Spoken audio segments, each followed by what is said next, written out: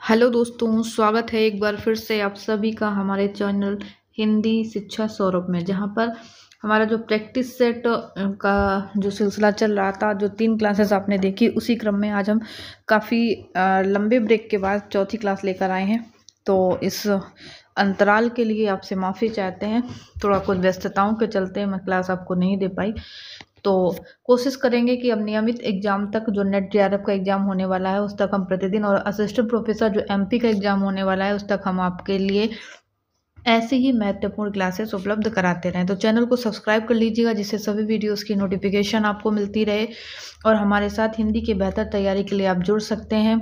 जो आने वाले net JRF, MP assistant professor, UP assistant professor के लिए बहुत लाभकारी होने वाला है। तो चलिए स्टार्ट करते हैं आज की क्लास को। कुछ महत्वपूर्ण प्रश्न आपके लिए हैं, तो ज़रूर बताइएगा टोटल आपके कितने प्रश्न सही होते हैं आज की क्लास में। वीडियो पूरा अंत तक ज़रूर देखिएगा। तो चलिए पहला क्वेश्चन आज का देखते हैं। तो पहला क्वेश्चन अगर देखें तो क्वेश्चन कहता है, भाषा बहुत परिष्कृत और परिमार्जित न होने पर भी कबीर की उक्तियों में कहीं कहीं विलक्षण प्रभाव और चमत्कार है। प्रतिभा उनमें बड़ी प्रखर थी, इसमें संदेह नहीं। कबीर के विषय में ये कथन किसके द्वारा कहा गया? बच्चन सिंह का है, डॉक्टर नगेंद्र का है, निराला जी का है, या शुक्ल जी का है? तो इसके सही आंसर की तरफ चलते हैं। उम्मीद करते हैं ये क्वेश्चन सभी को शायद आता होगा। ठीक है, तो ये किसने कहा? प्रतिभा उनमें बड़ी प्रखर थी, शुक्ल जी का ये महत्वपूर्ण कथन है कबीर के संदर्भ में। ठीक है, तो यहाँ पर डी सही आंसर हो जाएगा। अगले प्रश्न की तरफ अगर हम बढ़े यहाँ पर, तो अगला प्रश्न कहता है कि भारतीय जनता का प्रतिनिधि कवि यदि किसी को कह सकते हैं तो इन्हीं महानुभावों को। शुक्ल जी ने इन्हीं, ये जो शब्द प्रयोग किया वो किसके लिए प्रयोग किया है? तुलसीदास के लिए, अग्रदास के लिए, नाभादास के लिए, या सूरदास के लिए? तो अगर सही क्वेश्चन के आंसर की तरफ चलें तो शुक्ल जी ने तुलसीदास जी के लिए बात कही कि भारतीय जनता का प्रतिनिधि कवि तुलसीदास को शुक्ल जी ने कहा। तो ए यहाँ पर सही आंसर हो जाएगा। अगले प्रश्न पर आते हैं। यहाँ पर अगला हमारा प्रश्न कहता है, विद्यापति कहा कि छंद शास्त्र पर इनका सविशद निरूपण कहीं के देखने में नहीं मिलता है। तो सही आंसर की बात करें तो ये सुखदेव के लिए कहा गया, सुखदेव मिश्र के लिए।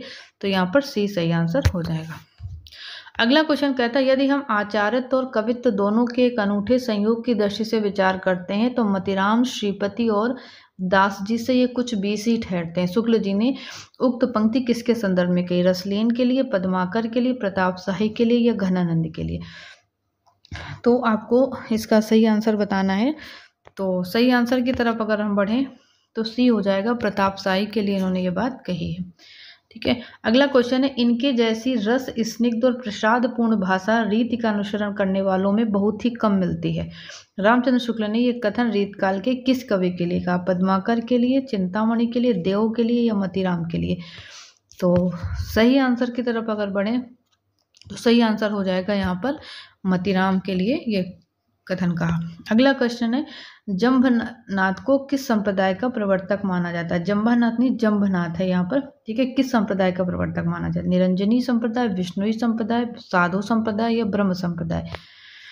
तो सही आंसर होता है यहाँ पर विष्णुई संप्रदाय का प्रवर्तक जंभनाथ को माना जाता है। अगला क्वेश्चन है, ब्रह्म संप्रदाय या परब्रह्म संप्रदाय जिसको कहते हैं, किस संप्रदाय का दूसरा नाम है? सत्यनामी संप्रदाय का, पीपा के संप्रदाय का, या बाबालाल का जो संप्रदाय, या दादू दयाल का संप्रदाय? तो सही आंसर अगर कहें तो ये दादू दयाल का जो संप्रदाय है वो ब्रह्म संप्रदाय या परब्रह्म संप्रदाय के नाम से जाना जाता है।